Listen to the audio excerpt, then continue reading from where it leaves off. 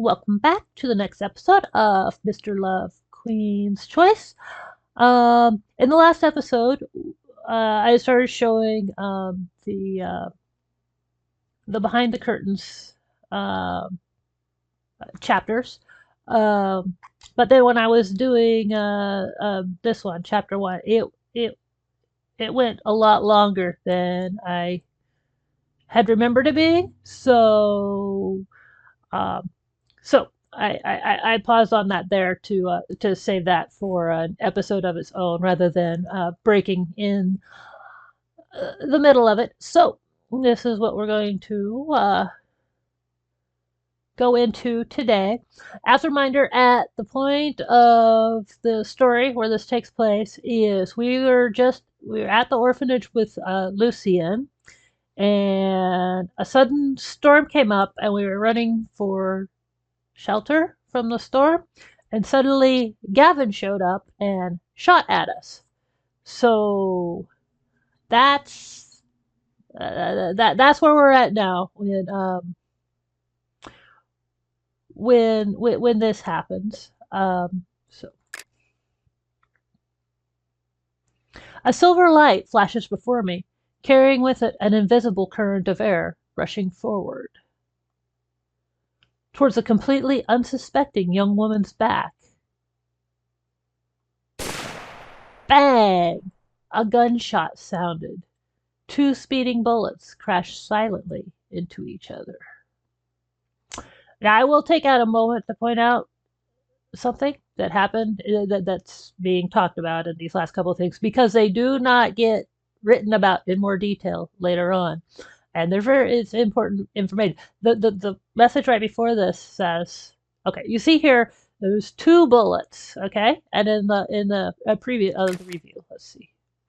At the review, where? Oh, whoa. Sorry, that's showing from the beginning. Okay. A silver light flashes before me, carrying with it invisible current of air rushing forward. This is referring to one of the bullets, which is going towards her back, which is not the bullet Gavin shot at us, because Gavin was in front of us. Two speeding bullets crashed silently into each other. Gavin was not shooting at us. He was shooting the other bullet out of the sky before it got to us.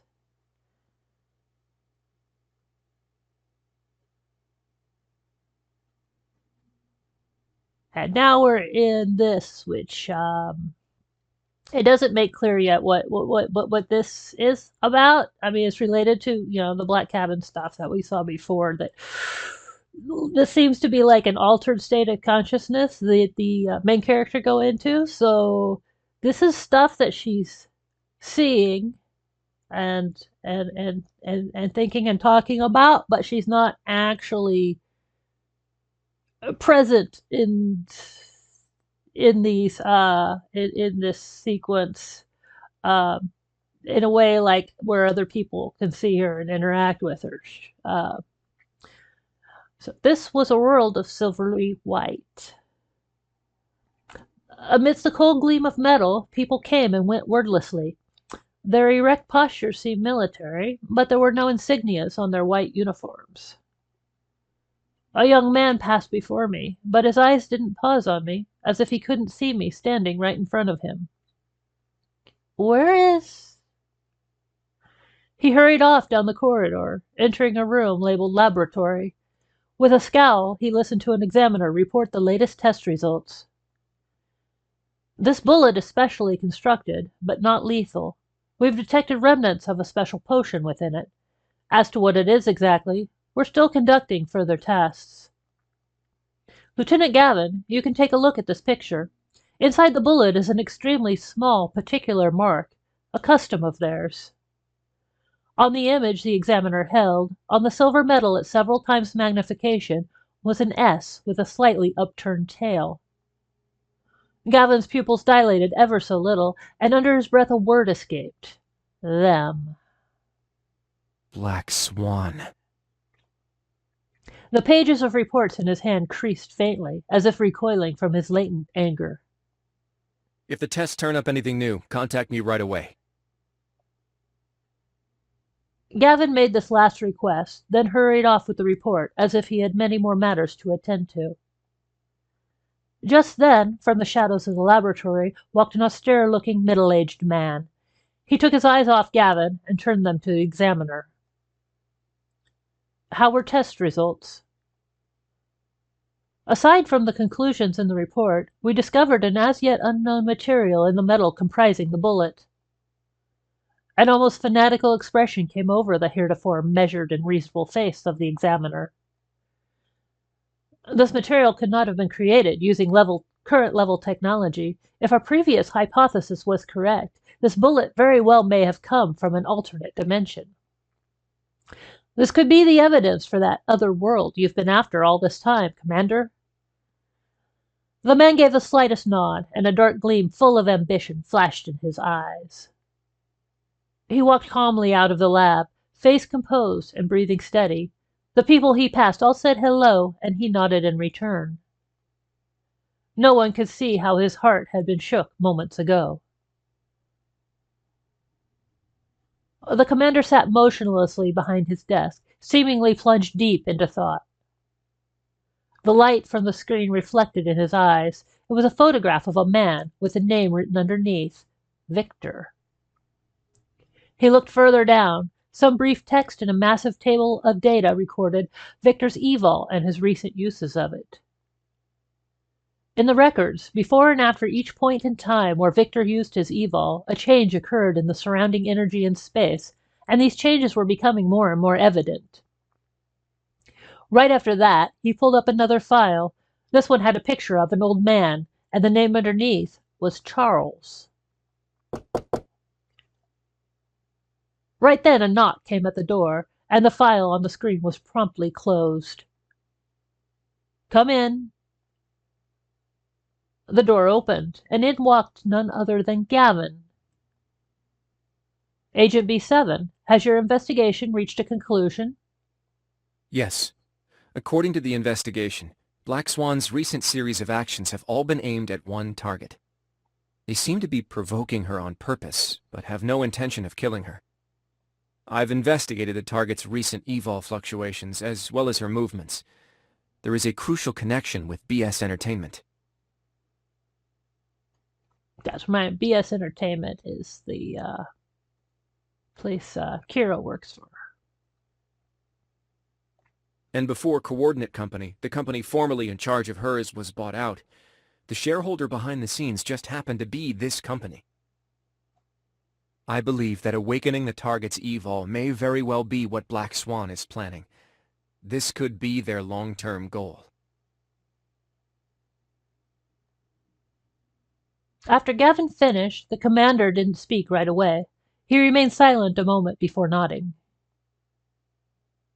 Keep monitoring Black Swan's next actions. Yes, sir. Gavin paused a moment, and a look of resolve flashed in his eyes as he looked at the commander and said, I'd like to request to be assigned to the target as a personal bodyguard.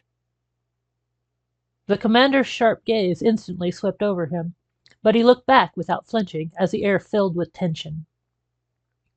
Your most important mission in coming to Loveland City is investigating Black Swan.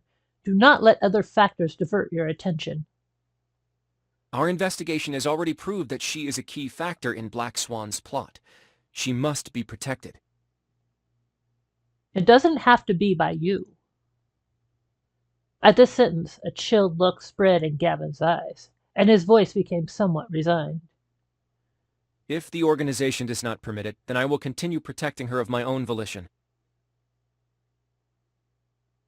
With that, he turned to leave the room. You're a fine agent. Remember why it is you came here. The commander's voice sounded behind him in warning once again, but Gavin did not look back. This is a personal matter. It will not hinder my completion of STF missions. The door thudded to a close. In the darkness, a cold smile spread across the face of the man behind the desk. The future is always changing. Conforming to it will only end in failure. The scene before me suddenly started wavering, and the figure within became blurred and distorted. The space started rapidly transforming.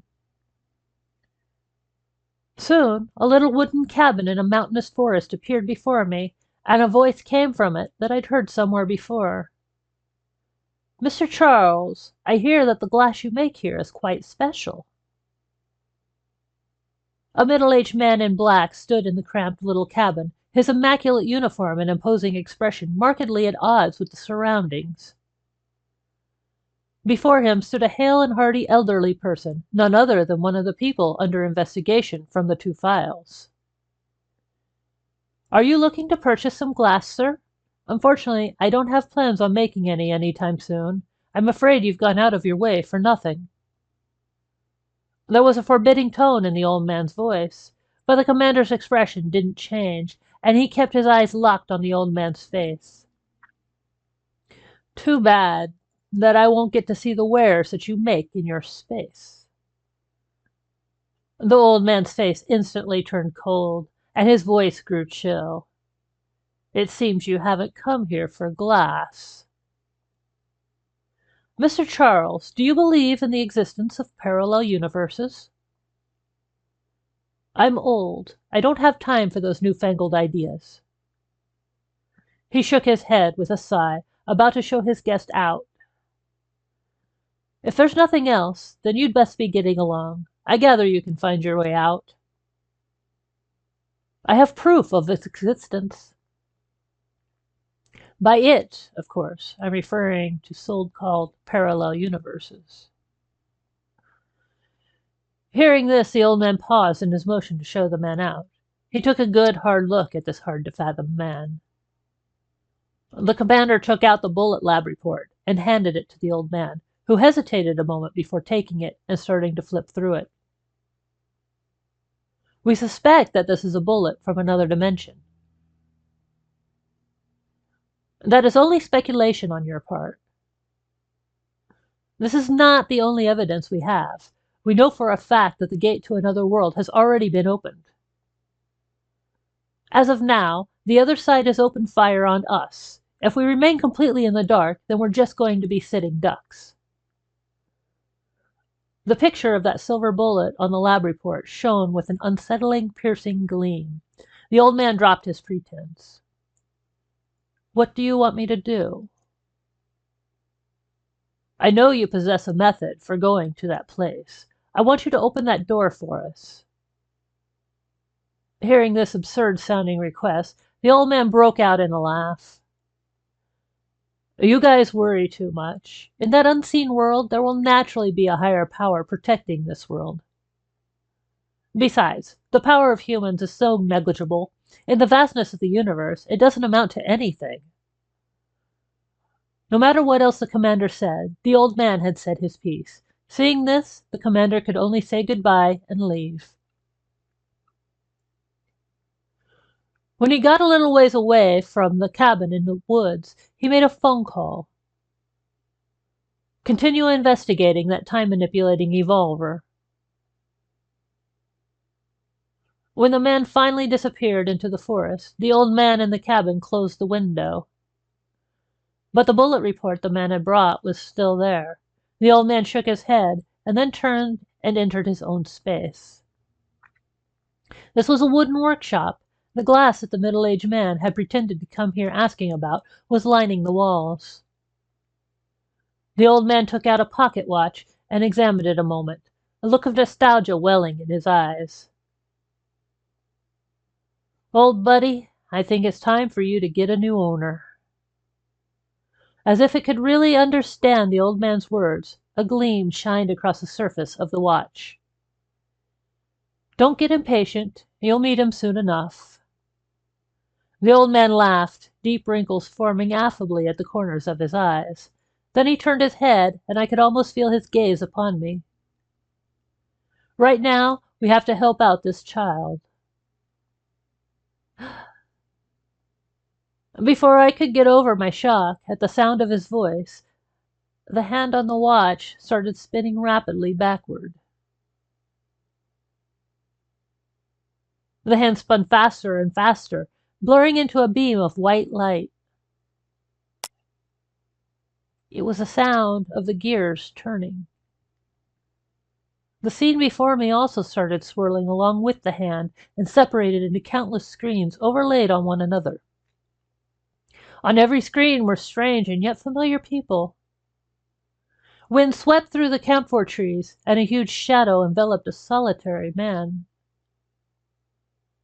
An endless vortex of darkness tore through space, and in an instant it swallowed up that person, with a pocket watch in hand and a pained expression. A plummeting elevator glowed with a cold, silvery light. A golden-haired young man looked up at the light in the ceiling. Beneath a sky roiling with black clouds, a towering figure stood upon the highest height, flashing lightning gathering in his outstretched hand. The scenes went on and on. I seemed to see a hazy shadow appear in each one, and began to move quickly. Sounds and images interweaved, and the shadow became more and more distinct as it rushed past me. The shadow suddenly stopped right in front of me, in the blink of an eye, as if it was going to charge at me. Everything became a blur. When my vision cleared, Gavin was standing in front of me, calmly and coldly holding a gun up to me. Bang! With the sharp crack of the gun, a silver bullet whistled toward me like a streak of light. I closed my eyes in fear. After what seemed a while, through the silent stillness came the kindly voice of the old man. "Welcome. You finally made it here, my child." Opening my eyes, I saw countless paths crisscrossing amidst a vast darkness. A whole new world was opened up before me.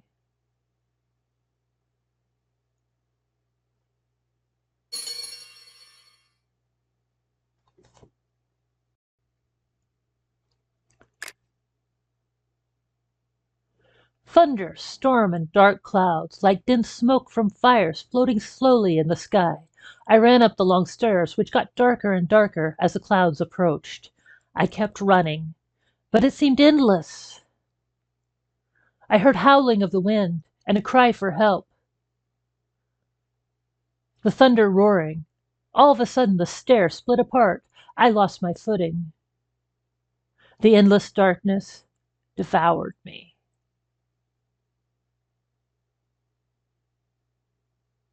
I came to my senses to see the pen had poked an ink blue hole through the paper. Oh, darn.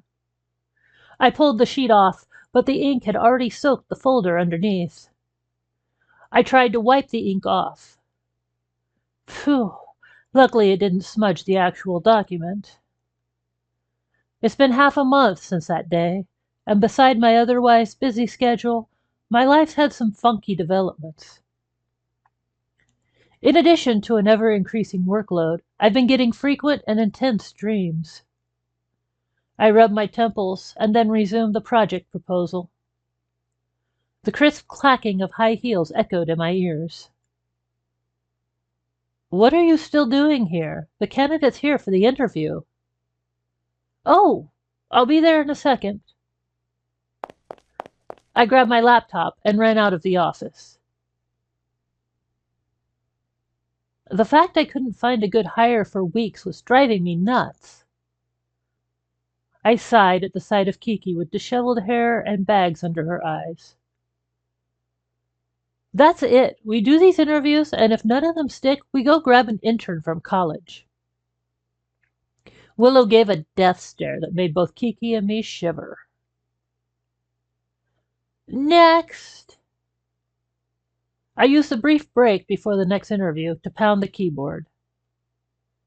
In this age of computers and cell phones, communication between people is more convenient than ever.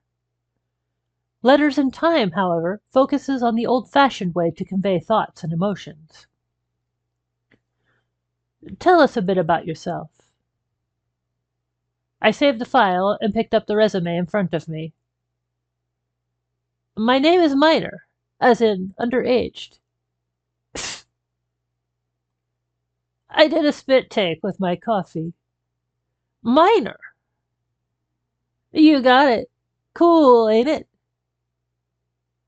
The boy with hair dyed silver flashed a toothy grin.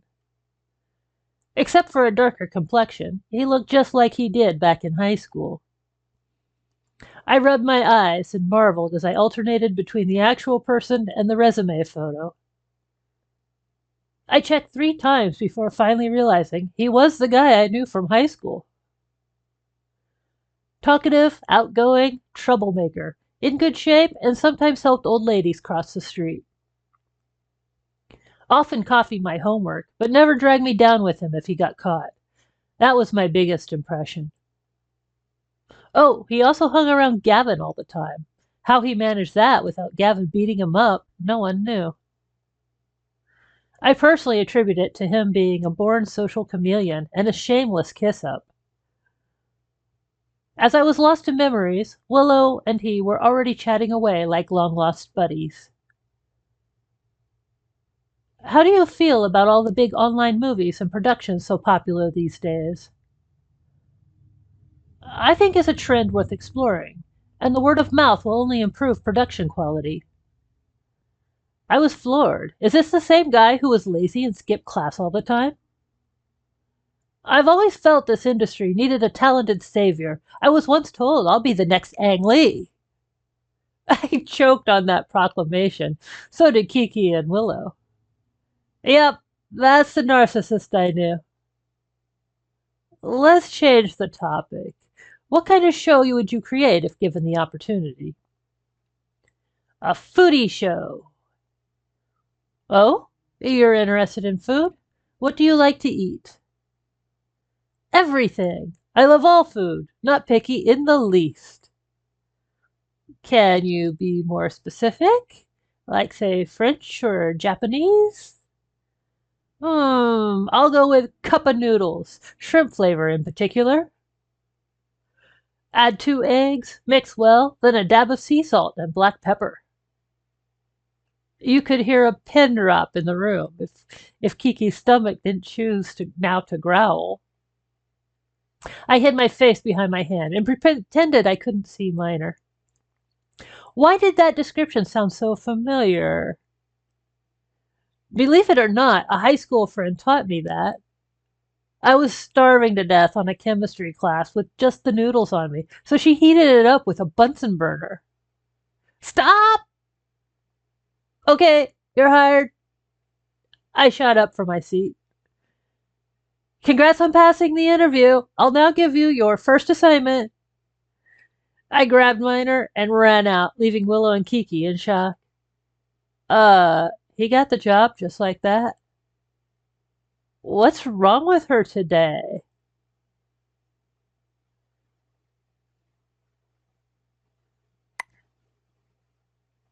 I didn't stop until we got to the entrance. Minor leaned on the door and laughed his butt off. How's it going, old classmate of mine? Yeah, it's been a while. Why didn't you let me finish the story? Company rule number 12. Do not speak badly of your boss behind your back. But I said it to your face. Besides, it wasn't bad. You were a hero to me when you did that. I'm going to regret this, aren't I? So, what about my first assignment, boss lady? I sighed. This guy was going to be trouble. Forget it. I can't think of anything right now. Maybe he might have some brilliant ideas. Well, I've been working on a show called Letters in Time. Your assignment is to hammer out a project proposal. Seriously? You're making a rookie do a proposal? Miner's mouth dropped open in protest. I believe in you, the next Ang Lee. It's due at the end of the week, so get started. You must be holding a grudge. Miner shook his head, gave me an evil eye, and took off. What a chaotic start to the day. After interviewing everyone, I turned the computer on. A deadline was staring me down. Letters in Time. Time. I had a pen pal in grade school, but quit once the novelty wore off. Family records? Nah, too narrow a niche and not a good fit to the concept. Love letters? No, too cliched. Maybe interview a few youngsters for their opinions on writing letters. Hit a home run with this one, and your rep in this industry will skyrocket. Maybe we can get high schoolers involved. That might work. Something novel for them to try out. Hey, have you checked in with LFG yet? Oh, darn. I just remembered getting Victor's text and promising to be there before 3. It was 2:30 now. The ringing resounded in the quiet afternoon. Still, Victor waited 4 rings to pick up the phone. Breathing was heard several seconds later. Hello, this is Princess. I CC'd you on the Princess Company report I just sent to the board. For next season's projects, I got new... Did I mention to you I'd be in the States on business right now? What are you thinking calling me at 2 in the morning with some quarterly report? The States. I vaguely remember something about that. Sorry to disturb you. I'll hang up now. Good night. I hung up and decided to wait for a few hours. My cell vibrated 5 minutes later, listing Victor as the caller. I wanted to throw it away. I closed my eyes and picked up the call. Hello? You hung up on me. No, I wouldn't do that.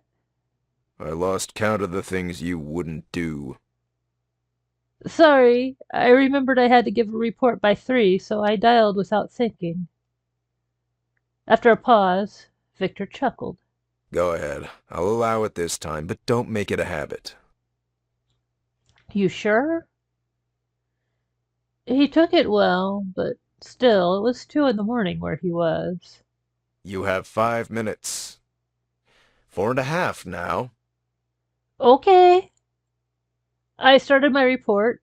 The noise of a running computer and the laziness in Victor's breath came through from the other end.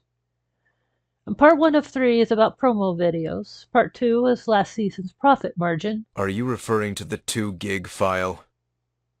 Yes, it included videos and PowerPoint. You can check out the extensive data. No. I want the story behind the data. A concise description will tell me more than any data could. I froze. His formal tone meant this was serious. Are you there? Yes, I shall begin. I'll give you more time since we're doing this over the phone. Was that encouragement? Anyway, I cleared my throat and gave him a verbal rundown. Victor didn't drop bombs as expected, just pointed out a few key issues. Thanks, I'll revise the draft and send it right over. Huh? I'll send it tonight. It should be morning over there, right? Victor sounded somewhat lazy as he chuckled again. It's okay. I'm already up.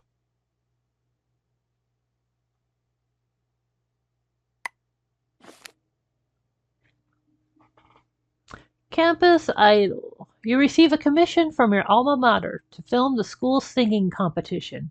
It brings back memories.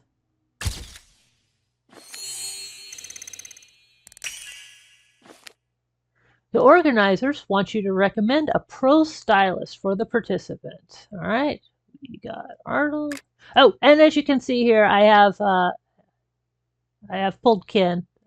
So we have him now. He's the one who had like rock and I'll show you. He's got extrovert, humor, rock, marketing, and music. So some of those were things we were missing. So we've got better staff lineup now. Arnold delivers a star performance with a distinct style for everyone. Who do you pick to train and coach participants for the competition? The reason this wasn't on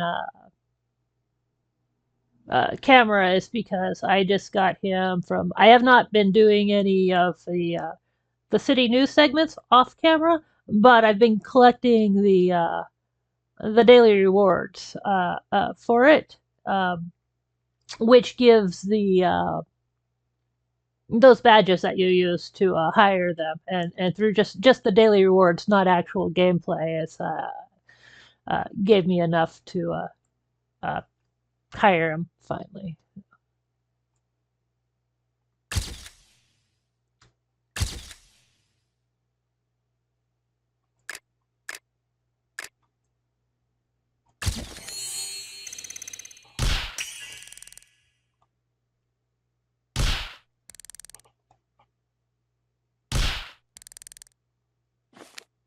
No matter how often you do this, the youthful competitive spirit and passion still get you every time.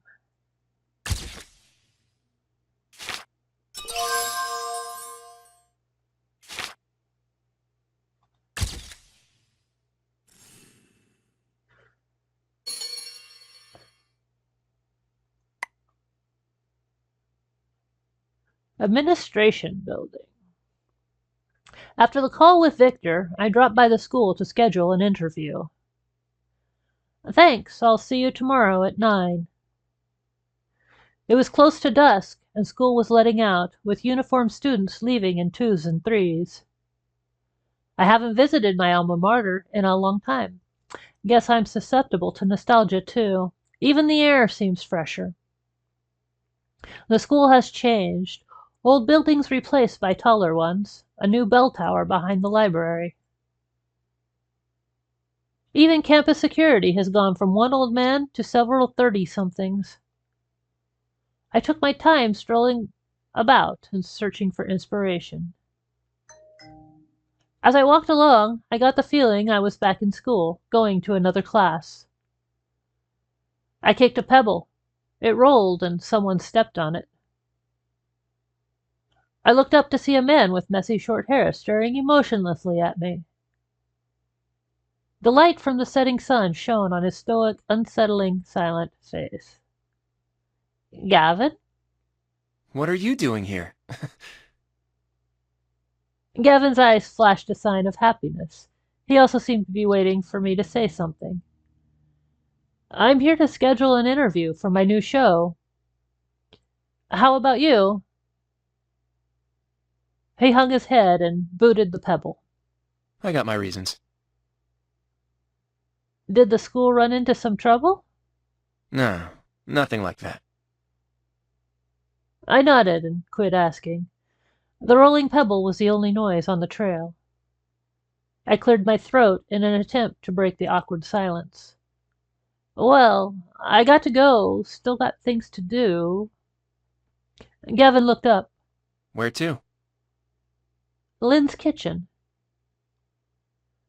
That noodle place in the alley left of the main gate. I know. You're too late. They're probably closed by now. And darn it.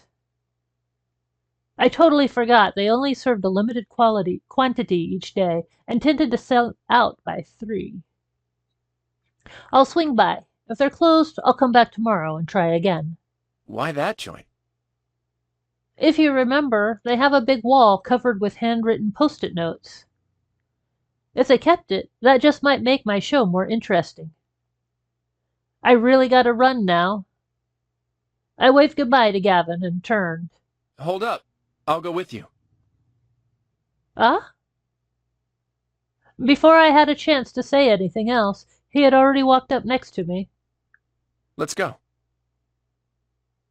Didn't he say it's closed by now? Maybe he'll try to bully his way in. That thought made me giggle.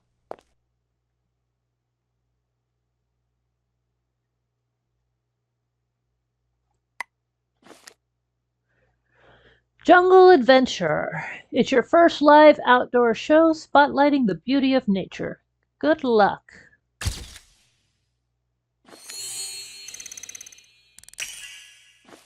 You need an outdoor survival expert for a guide. Tysona can do that. Tysona leads the team assuredly down a path. Someone has to guard the gear as you camp for the night. Oh, we've already used Tysona, so docu and security. Surprised Karyu doesn't do security, but we'll go. Karyu is too busy stargazing to notice the monkey stealing all the luggage. Alright, maybe that's why he doesn't do security.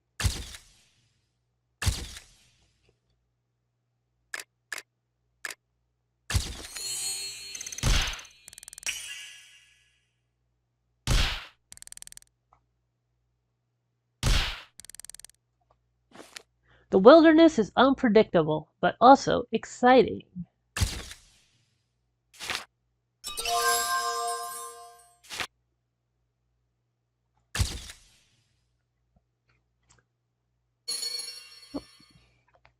Oh, and yeah, we will break for there.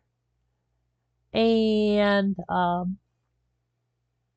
yeah, I'll be back again soon. Thank you for watching. Take care.